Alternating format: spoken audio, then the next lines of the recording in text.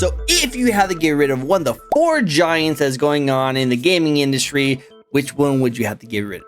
Yeah, so this is like a little fun little conversation I've been seeing on TikTok a little bit, and so I want to put my 2 cents in. It seems like there's a really fun thing that's going on in the gaming industry and the gaming community, that they are looking at these 4 giants right here, and they're asking themselves, if we had to get rid of one of them, which one would we get rid of? And a lot of people were probably wondering from me is that I don't actually like too much of the PC space. I'm not much of a PC game. I'm more of a console player. I've been playing consoles ever since I was little, and I just prefer it over PC in my opinion. Now, you might think that because of that, I probably would want to get rid of Steam, which is not true. I actually think Steam is great. I love that it has a really good sphere when it comes to the indie market, and I feel like if Steam went away, the indie scene wouldn't be as big, and I love to support the indie scene. And I think it actually does a really good job for the gaming market.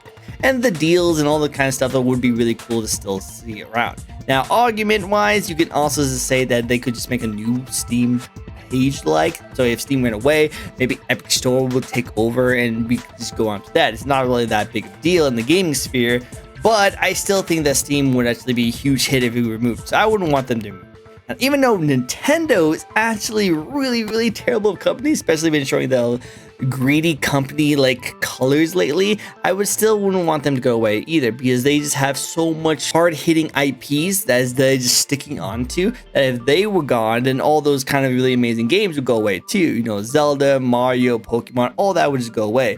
Now, it would be kind of cool to see that them go into other platforms, but knowing Nintendo, if they went down, they would bring all those game IPs down with them.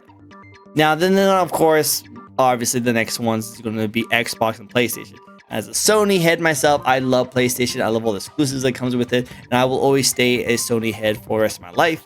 So yeah, the obvious thing would be Xbox. And to tell you the truth, that's actually a no-brainer in my opinion, because Xbox really doesn't have anything to do with the gaming industry. They even announced they don't want to even be part of the gaming industry anymore. They kind of want to just release Game Pass on everything and then kind of just move on to be more of like a publishing company and not be a head of the platform. And by seeing them release a lot of the exclusives to other game markets, it kind of seems like that's where they're going to go anyway. You know, they're not going to really be sticking around very much. So that's my argument. But what do you guys think? Do you guys think that there's an argument that all 4 should have their own reasons for living? Or do you think that no, they all are amazing and they can't leave no matter what goes on in the gaming industry?